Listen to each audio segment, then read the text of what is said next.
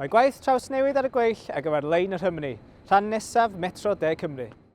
Dros yr 8 mis nesaf, byddwn nhw'n mynd ati trydaneiddio 15 km o drac ar gyfer rhedeg ein trenau newydd sbon o 2026 ymlaen.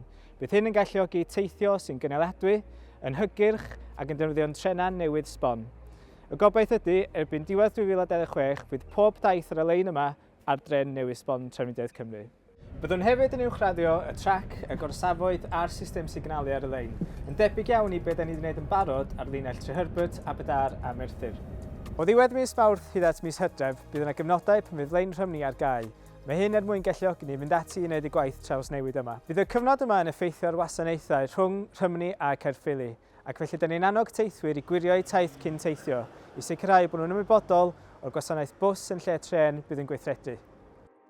Er mwyn caniatáu tîm o weithio round the clock, bydd y lein rhwng Rhymni a Ceir ar gau am 6 wythnos dros gwyliau'r Pasg a gwyliau'r Haf, ac yn ogystal â hynny bydd penwythnosau rhwng ŵan a mis Hydref, lle bydd y lein ar gau hefyd. Hoffwn diolch i'n cwsmeriaid a'n cymdogion rheilffordd am ei ymynedd a'i dealltwriaeth wrth i ni wneud y gwaith cyffrous hwn ar gyfer llinell y Rhymni. I gael rhagor o wybodaeth am y gwaith peiriannyddol, sesiynau galw heibio ar gyfer y gymuned, yn ogystal â pryd fydd y lein ar gau, ewch i wefan Trefnidiaeth Cymru.